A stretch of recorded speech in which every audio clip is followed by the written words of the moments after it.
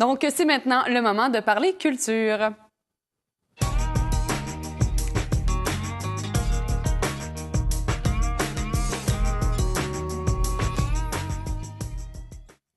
Fidèles à leurs habitudes, la librairie Alpha et la boutique Erso Informatique nous transmettent leurs suggestions et leurs conseils de la semaine. Bonjour. Aujourd'hui, je vous présente une trilogie de genre fantasy pour les jeunes à partir de 12 ans. C'est du roman québécois. Guy Bergeron, l'auteur, à la maison d'édition Porte-Bonheur dans la collection La Clé. Et la trilogie s'appelle L'héritière de Férolia. On y retrouve, comme dans le fantasy, toutes sortes de personnages fantastiques, naturellement. Il s'agit de la Dame Blanche, qui est la reine mère de tous les dieux, qui enfante d'enfants dieux, qui se rendort tout de suite après et les laisse à leur sort. L'immortalité, ça ne nous empêche pas de faire naître jalousie, soif de pouvoir et tout ça, ce qui fait que les dieux vont... Il va y avoir une lutte de pouvoir chez les dieux. Et à Arménis, sur la terre des humains, et ça va pas mieux. À Férolia, le roi essaie de tuer sa fille, de mettre sa fille en sacrifice. Et elle est sauvée in extremis par un chevalier qui va l'élever. Et elle sera aidée par un jeune garçon au talent particulier afin de pouvoir découvrir qui elle est vraiment. Donc, c'est le premier tome. Le portail des ombres. On va être en contact avec des dieux, on va être en contact avec des personnages surprenants. Par après, eh bien, la Dame Blanche se réveille et elle n'est pas contente du tout de ce qu'elle voit. Elle veut punir les dieux, elle veut punir les hommes. Et la jeune fille qu'on a rencontrée dans le premier tome, ainsi que son copain, vont être les émissaires pour la Terre, pour relever des défis, à leur insu, naturellement, pour savoir si les hommes méritent d'être sauvés. Et enfin, dans le règne de l'épervier, la Reine Blanche est satisfaite, mais elle a encore quelque chose à demander à Servia et à son copain, afin qu'elle puisse s'assurer de se rendormir en paix et de savoir que les dieux et les hommes vont chercher à vivre en harmonie. Une trilogie qui se passe dans le monde d'Arménis, une trilogie de fantasy. Monsieur Bergeron avait d'abord fait la trilogie de l'Orbe, qui se passe aussi sur le monde d'Arménis, avec d'autres personnages. Et là, il récidive avec une trilogie, ma foi, somme toute assez intéressante. Je vous souhaite une très bonne lecture et au plaisir de se revoir. Alors, Jean-Marc Boudreau est avec nous aujourd'hui à la boutique Erso Informatique pour nous parler d'ordinateurs. Oui. Alors, on commence par quoi? Alors, on peut bien commencer par l'utilité des nouveaux modèles portables. Qu'à savoir sur les portables aussi, j'ai des nouveaux modèles qui vont sortir comme Toshiba, ils ont sorti un modèle que j'ai en magasin avec le 3D. Il y a beaucoup de monde qui le demande à cette heure, les notes 3D, des films 3D. Le Toshiba l'offre. C'est vraiment un très bon modèle, très rapide aussi parce que ça prend un Blu-ray pour le faire. C'est des lunettes actives, alors il faut les recharger USB. Sinon, souvent, c'est portable dans les haut de gamme ou dans les ordinateurs un peu plus bas. Ça dépend du produit. Mettons, je vais prendre Asus. Asus ont des produits vraiment 2 ans de garantie sur le produit. Okay. 1 an contre les dommages matériels.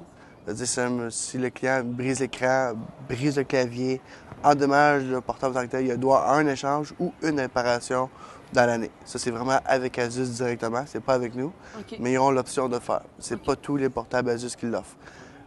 Si je vais dans le Novo, on est détaillant le Novo. Fait que s'il y a un bris dans le portable ou une défonction dans le portable, on va le réparer sur place. Okay. Alors, on ne l'envoie pas directement en garantie. C'est nous autres qu'on commande un morceau et on répare. Alors, notre centre de service est directement en bas. Fait que c'est vraiment un meilleur service pour le client aussi. Puis c'est des portables très, très fiables. Des portables, quelqu'un qui veut un portable de longue durée de vie, de très bonne à 10 ans, s'il veut le garder aussi longtemps que ça. Le Lenovo, c'est un portable très fiable à le faire. Puis au niveau maintenant des ordinateurs à tour, on en est où dans la technologie maintenant? Ils s'en viennent très rapidement. J'ai des ordinateurs tout en un. C'est fait différent un peu du boîtier comme ça ici. Tout dans un, que je veux dire, c'est un écran sur la tour, dans le fond. OK. C'est comme un écran d'ordinateur comme ci, mais ça va être un complet. Je vais avoir un graveur DVD dedans, je vais avoir ma mémoire, mes prises USB. Certains, je vais avoir une carte vidéo avec une prise HDMI dedans. Est-ce qu'on peut insérer des CD? Ouais. On peut les graver aussi. Sur le côté, j'en ai un ici, je vais pouvoir vous montrer après. Je peux graver directement un CD dedans, DVD si je désire. Les écouter aussi. Je vais avoir une webcam dedans intégrée sur le devant. Certains aussi vont avoir les écrans tactiles. Souvent, le monde aime beaucoup ça, le tactile. Souvent, dans les tablettes, ils vont rechercher cette fonction-là de taper sur l'écran ou de prendre un crayon. J'ai certains écrans qui sont leur fonction, ils l'ont. Puis des avantages, tantôt on parle un peu des avantages du portable, mais est-ce que c'est vraiment, mettons au niveau de la puissance, est-ce que c'est vraiment plus puissant qu'un portable? Ou... Pas vraiment. Ça dépend que tu vas mettre dedans. Je vais avoir des portables des fois plus puissants qu'une tour ou vice-versa. L'avantage d'une tour, c'est que je peux vraiment modifier la tour. Je peux ouvrir le boîtier, changer ma carte vidéo, je peux ajouter de la mémoire comme que je veux. Je peux changer vraiment, je peux mettre une plus grosse carte de son. Je peux changer le tout. Dans le fond, je pourrais tout enlever dedans et remettre d'autres choses dedans si je voudrais. Fait que c'est vraiment beaucoup plus mobile. Tu peux changer des choses tandis qu'une portable. Souvent, la chose que je vais pouvoir améliorer, c'est ma mémoire. Alors, c'est beaucoup plus restreint. Quand tu as un portable, il faut que ce soit quand même un bon portable pour bien les années. Souvent, le monde, les gens vont nous demander de la préparation, pourquoi on les fait, pourquoi on charge le faire. Souvent, si dans un portable ou dans une tour, si on a des problèmes avec la tour en magasin, si la mémoire est défectueuse, s'il y a un problème avec, on va la réparer sur place. Souvent, le client, quand il va arriver chez eux, il dit « Ma tour, elle ne roule pas trop vite. Est-ce qu'il a fait une mauvaise préparation dessus? Est-ce que sa mémoire est défectueuse? » Nous autres, on ne le saura pas. Souvent, la préparation fait en sorte que quand le client arrive chez eux, il va peser le power du portable ou de la tour et tout va marcher à merveille. On va faire le CCD de recouvrement. Dans le fond, c'est son backup de son ordinateur. Tous les mises à jour qu'il a besoin d'avoir. S'il désire un antivirus, s'il désire un mot de passe, s'il a besoin d'une configuration pour son sans-fil, on veut vraiment tout faire. C'est quelqu'un qui aime un peu moindrement pas assez bien ça, puis il décide de le faire. C'est la raison qu'on l'a fait. Souvent, je conseille les clients de le faire parce que c'est beaucoup plus facile à la maison après ça pour eux. Puis ils s'évitent un peu des problèmes si on mal fait de mise à jour, si la mémoire est déjà défectueuse. Mais les gens ne connaissent pas trop ça, fait qu'ils n'ont pas vraiment les outils de le tester. Les techniciens en magasin, ils le testent. Aussitôt qu'ils vont rentrer dans le DOS, qui est dans l'ordinateur, le cœur de l'ordi, ils peuvent voir les performances, savoir s'il y a un défaut à la vitesse. Mettons, j'achète un i5 avec 6 GB de mémoire, puis il roule moins vite que mon i3 à 4 GB. J'ai peut-être un petit problème avec. C'est pour ça qu'ils font les préparations. Ça prend environ 4 à 5 heures à faire, mais c'est préférable. À moins que quelqu'un connaisse vraiment ça en tout, qui est capable de faire la préparation, fait longtemps qu'il fait ça, il peut toujours la faire selon lui. Sinon, en bout de ligne, il sauve du temps. Oui, beaucoup de temps. Excellent. Donc, merci beaucoup, Jean-Marc. Donc, en espérant que les gens ont pu en voir un petit peu plus clair. Et sinon, on vous invite à aller venir voir l'équipe d'Erso Informatique ici à la plage Jacques-Cartier de Gaspé pour plus d'informations. Oui. Merci. Merci bien.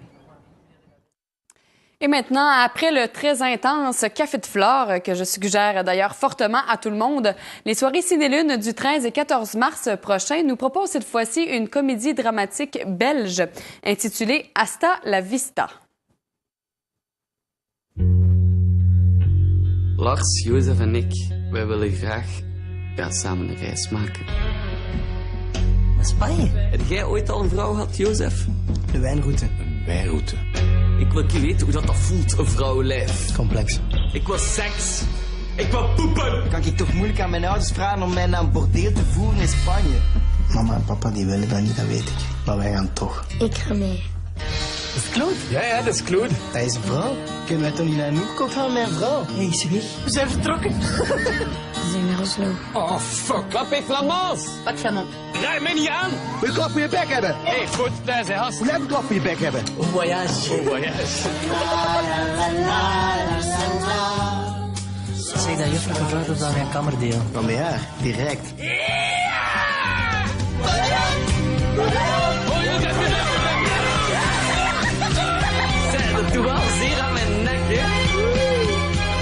Misschien hebben ze een Marcial ook, man. Hè?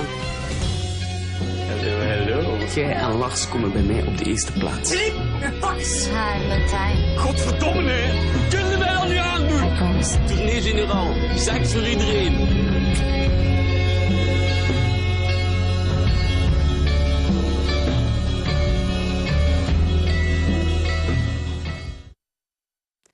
Donc, si la bande-annonce vous a inspiré, rendez-vous au Cube Cinéma les 13 et 14 mars prochains à 17h et 19h30. Et pour terminer, vendredi soir dernier avait lieu une autre soirée enlevante d'improvisation.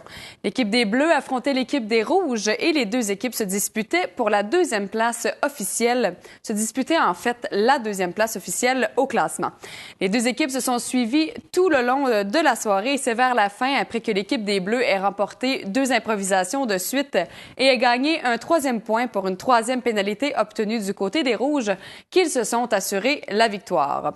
Le compte final s'est donc terminé à 9-7 pour les Bleus, ces derniers étant donc maintenant au moins à la 2e place au classement final. L'étoile filante fut remise à Kevin Randlett de l'équipe des Rouges pour sa vivacité d'esprit. L'étoile brillante fut quant à elle remise à Michael Blais, capitaine de l'équipe des Rouges, pour la diversité de ses personnages.